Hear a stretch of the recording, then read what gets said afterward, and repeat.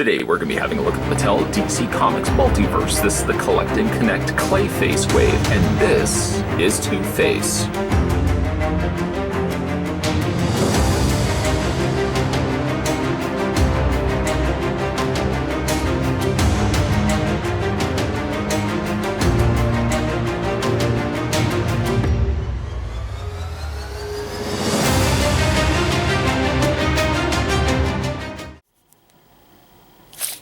Okay, muchachos, let's figure out how tall Two-Face stands. The figure is about 6.5 inches in height. When it comes to the Collect and Connect or the Build-A-Figure wave reviews that we do on this channel, generally like to start with the torso and then we just kind of add all the components to that. So in this instance, you get the front half and the back half of Clayface. You can see that there's holes on the back of the front of the torso, and there's pegs on the back. It takes no Sherlock to deduce that you're going to want to take both pieces and snap them together. It's rather strange to come across a Collect and Connect figure in which the torso isn't already intact. I'm hoping I've done this right, where I did not need to add the arms first. It seems like this gives me ample enough opening to fit the arms still into place, so I gambled with the idea that I could simply just put the two halves together. Let's hope I don't regret that later on. First overall looks at Clayface. What am I supposed to come up with? It's a torso. There's no arms, there's no legs, there's no head. It's just a blob. A rather interesting looking blob. It's got some nice color variations between dark brown and orange. But come on, guys, it's just a blobby torso. Move that to the side. Two-Face does come with a couple of accessories. He comes with a twin pair of pistols. Yes, a twin pair of pistols. That's a lot of P's. They are the same similar mold to one another, same color as well. A variation of color could have gone a long way, but this design of Two-Face, as I point it with my pinky fingers, does not seem to have the very obvious Two-Face half and half split.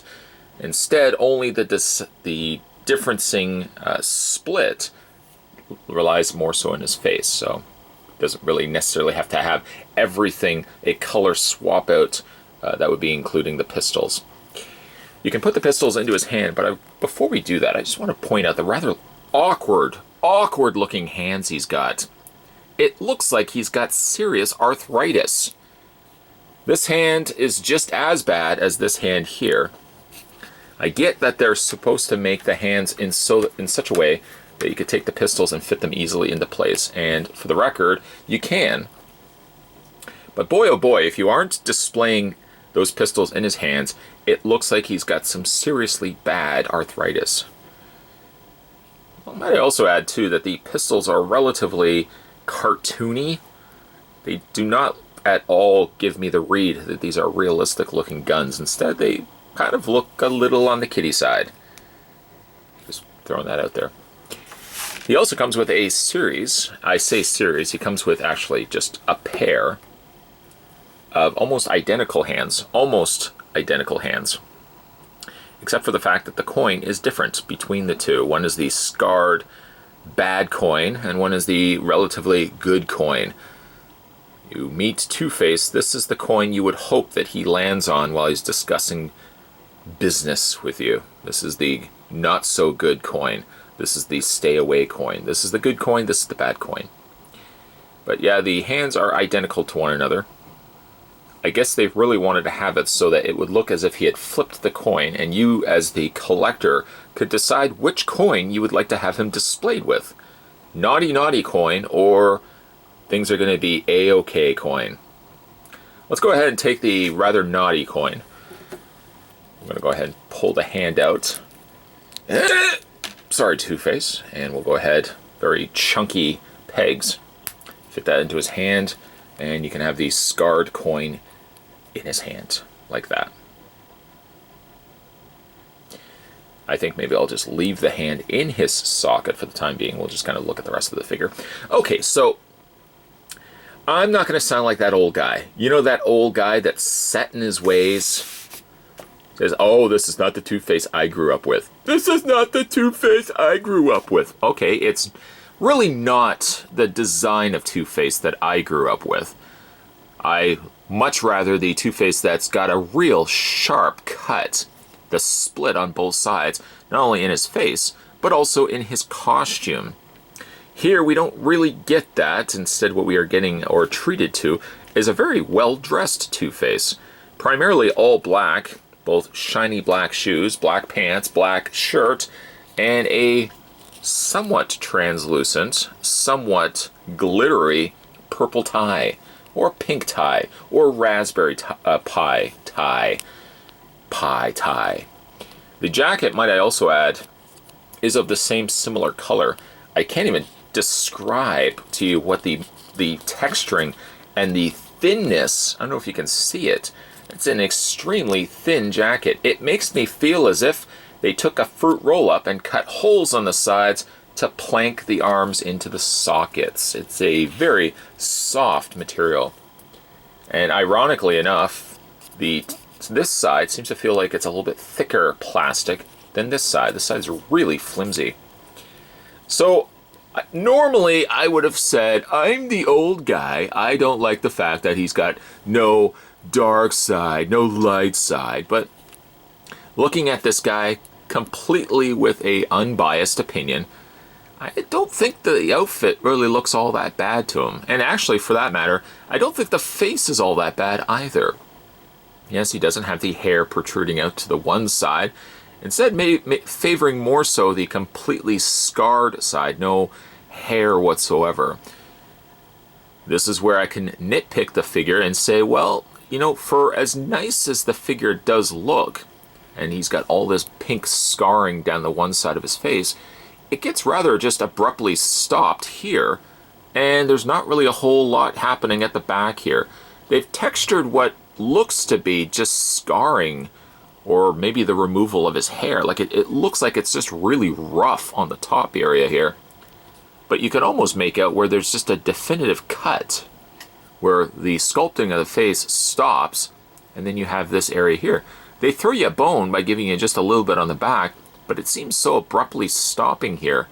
If the scarring didn't go all the way across, at the very least, you would hope that the paint, this rather slightly darker reddish wash, could have also carried its way to the back there as well.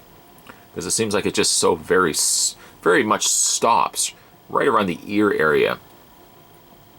I may also say that the figure does, much like his pistols, resonate to a very cartoon-looking Clayface, or Two-Face. I knew I was going to get those two names confused. But Two-Face here does have a rather cartoon look to him.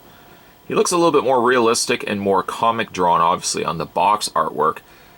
But he does seem here, looking at him, he seems as if he's almost taken more from an animated series.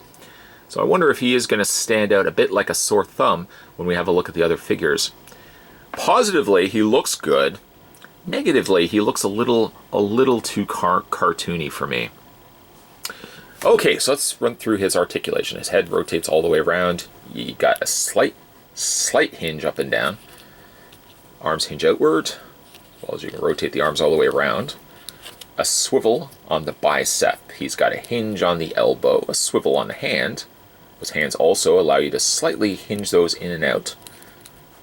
Get his arm all corrected there. There we go.